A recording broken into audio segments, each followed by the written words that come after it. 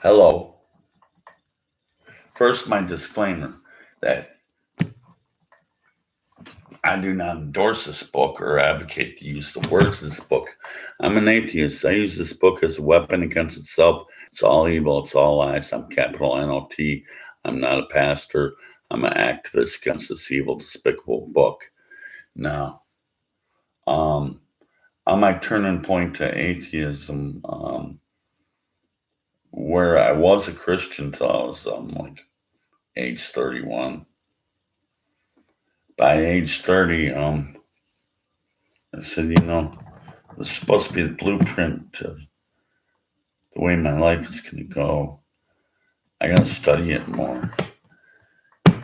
When I first, I decided to clutch on to Christianity in my mid 20s, and it wasn't long before I turned 30, 31 that I finally pelted this book to the asphalt so hard that it broke in half.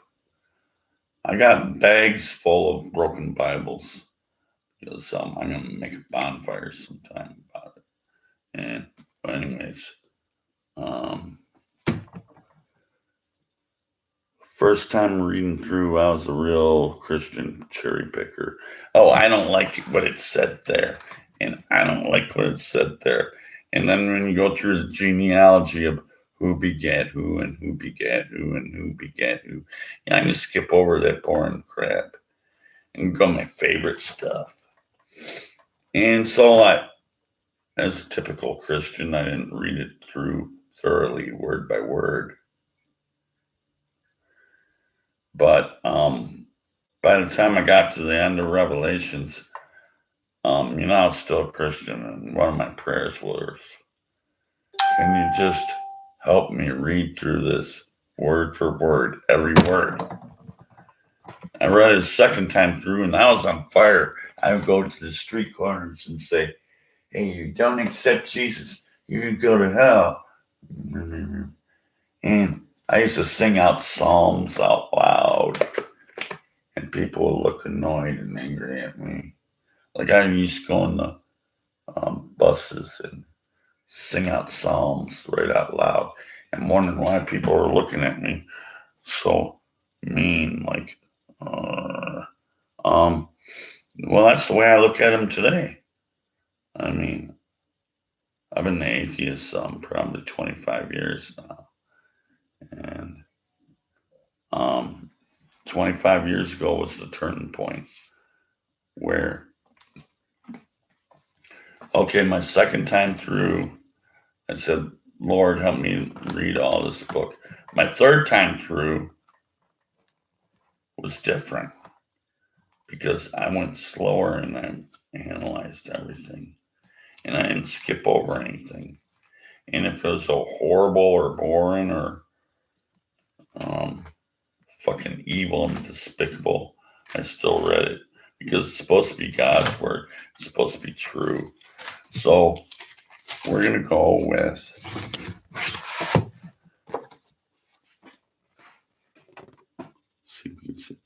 Job. 42 chapters, 1,070 verses, 18,098 words. And Job was one of the hardest books to read as a deconverting Christian to atheist. When my deconversion was when I really strapped down and wanted to study word for word. Like, what am I living my life for? I agreed to the contract.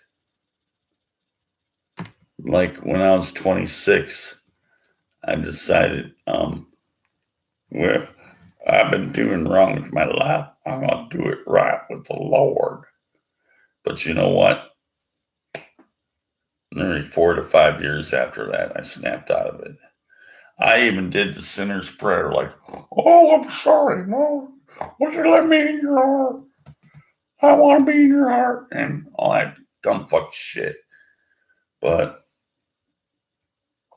it took reading the Bible a third time over.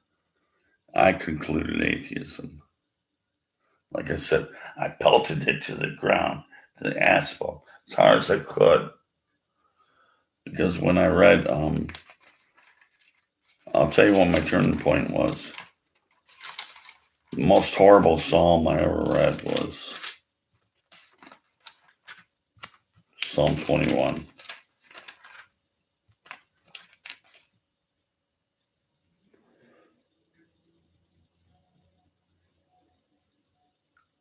Verse 2, thou hast given him heart's desires and hast not withholden the request of Messiah.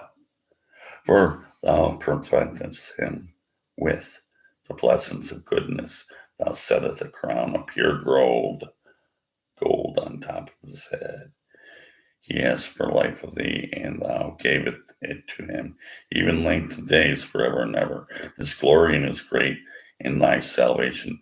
Honor thy majesty hast thou laid upon him. Or hast thou make blessed forever? Thou hast made him exceedingly glad with thy contentance. For the king trusteth in the Lord, and through mercy of the Most High he shall not be moved. But now it gets really fucking ugly, starting with verse 8.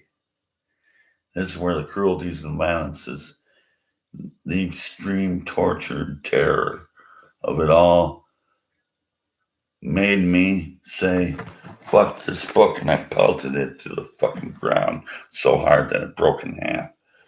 Verse 8 of Psalm 21.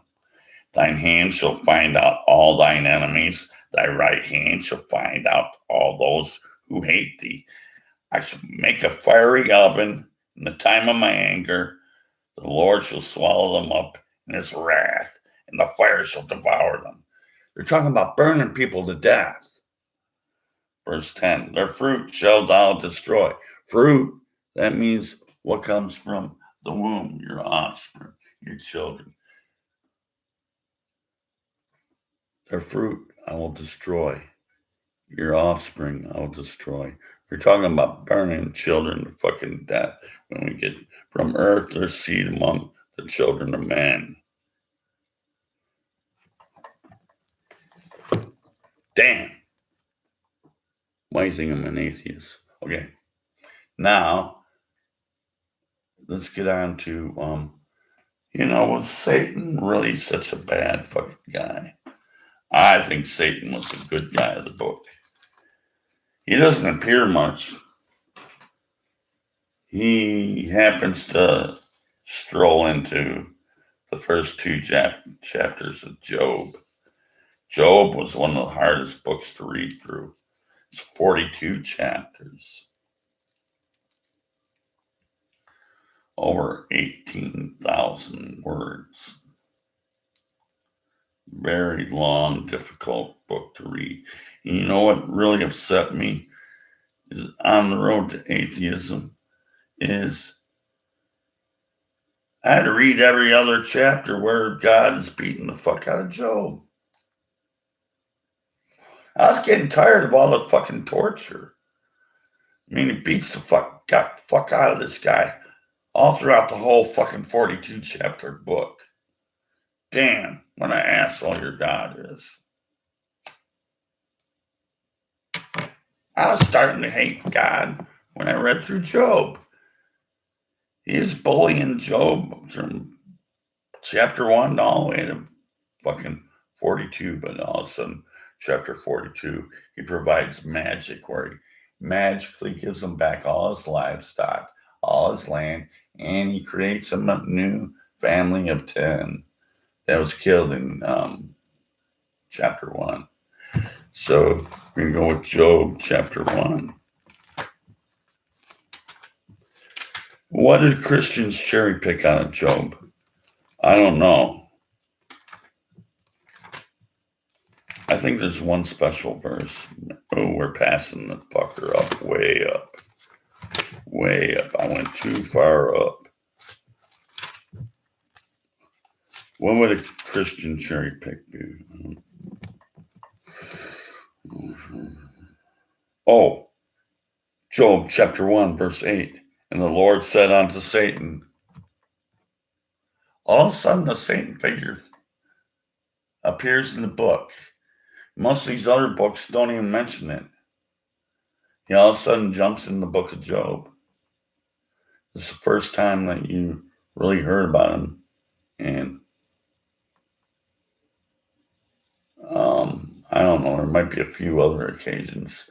But that Genesis story was a serpent. It wasn't a Satan. Satan is identified right here. The Lord said unto Satan, hath I considered my servant Job? Hey, look at this guy. Have you ever considered beating the fuck out of this fucking guy? Well, I'm going to do that in the next 42 chapters, you know. But Satan's supposed to be the bad guy, but God's the one who brought it up. Hey, I want to tell you about this guy. He's the most righteous man on earth. You can't fuck around with him. Have you considered my servant Job? God is the one who pulled Satan off to the side, and I want to tell you about Job. He's a righteous guy. You can't fuck with his faith. That there is none like him in the earth, a perfect and upright man, one that fears God and escheweth evil. Then Satan answered the Lord. One of the few sentences that he says in this entire book. Don't Job fear God for nothing? Because do you fear God just for nothing? No. Where are we at? This is verse 10. Hast not thou made a hedge about him? You got a protective fence around him. You got a hedge around him. And about his house, there's like a barrier where he's protected. On every side, why is Satan had his eye on him before? He knows that there's a protective hedge around about him. If Satan dwells upon the earth, that's another contradiction video, but it has to be another video because I'm reading a straight chapter or two or whatever I fucking do. So it's brought up by God. Have you considered my servant Job, most righteous, upright man on earth? And he says, well, he doesn't worship you for nothing. He has your protection, and you give him riches. And he's got like a fucking family of 10 and thousands of livestock. He's a rich man. In those times, that richness was the many thousands of animals given livestock.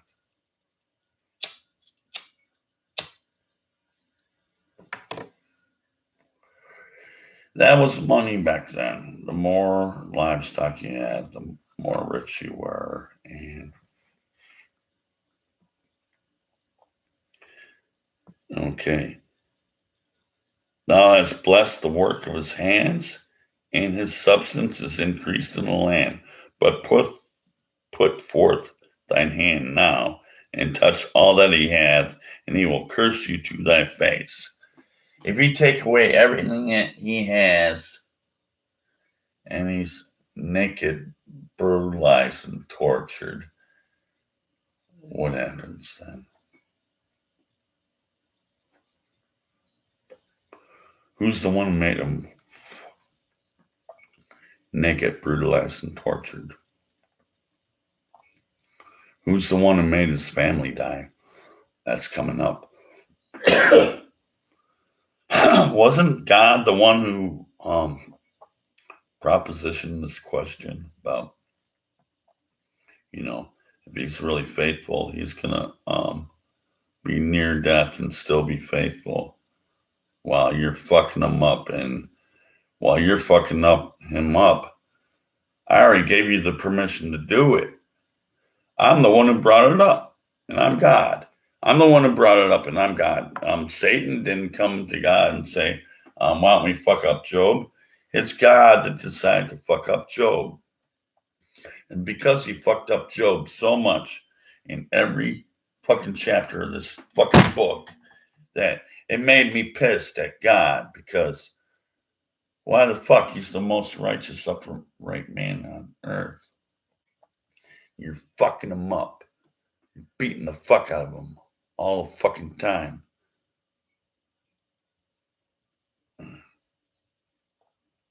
And the Lord said unto Satan, behold, all that he hath is in thy power. He gave Satan power to do this. And he's the one who brought it up. And he's the one who's transferring power to Satan to do this fucking up.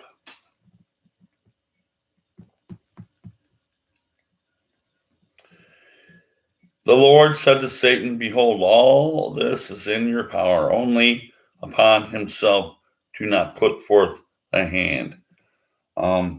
He wants everyone to die except for this one special jack-off guy. He's the elect guy who's going to be the only survivor, and he's going to be lonely and beaten the fuck up by God all throughout the fucking book. So, go on. So Satan now went out from the presence of the Lord. If he's omnipotent, omniscient, omnipresent, how could someone go out of the presence of, he's all seeing, all knowing, everything? How could you go out of the presence? Satan went out of the presence. He went out of the vision. Satan went off somewhere that God didn't see, out of the presence. I went away for a little while. God didn't know about it.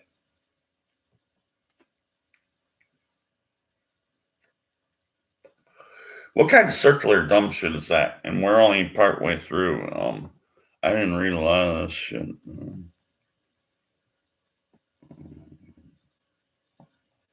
And there was a day when his sons and his daughters, that was a total of 10 people.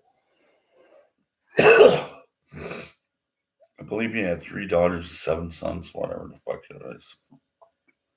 There was a day when the sons and his daughters were eating and drinking wine in their eldest brother's house. And there came a messenger unto Job, saying, the oxen were plowing, the asses were feeding besides them. And the Sabaeans fell upon them and took them away. Yeah, they have slain the servants with the edge of the sword, and I am the only one to escape alone to tell thee.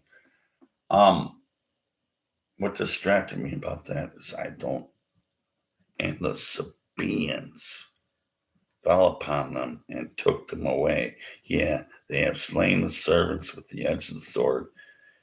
And he lets one lone survivor come over to Job and tell him, I am alone, survived.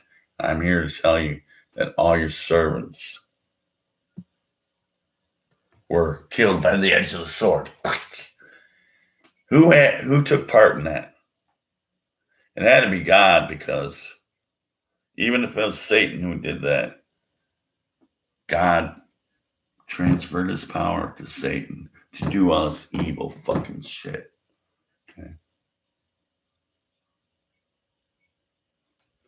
While he was yet speaking, there came also another and said, the fire of God has fallen from the heaven and has burned up the sheep.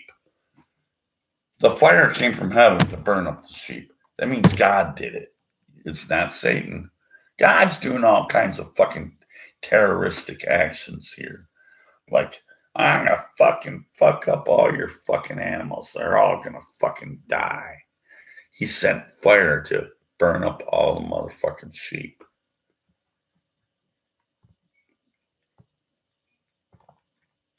They're burned up sheep, and the servants and consumed them. And I am the only lone survivor to tell you about it.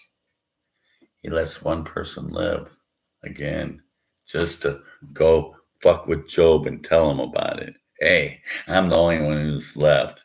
All your livestock were killed, and all your servants were killed. And I'm the only lone survivor, and I'm here to tell you that God fucked you up again.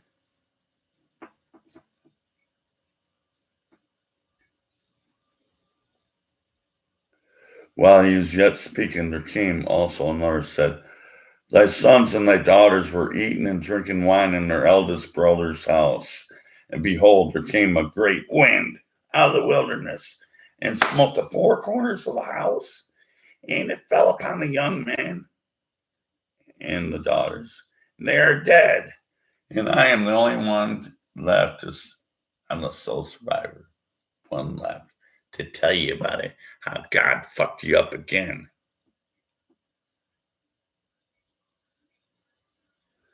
Then Job arose and rent his mantle and shaved his head and fell down on the ground and worshiped this motherfucker anyways. So why don't you fucking dump your religion,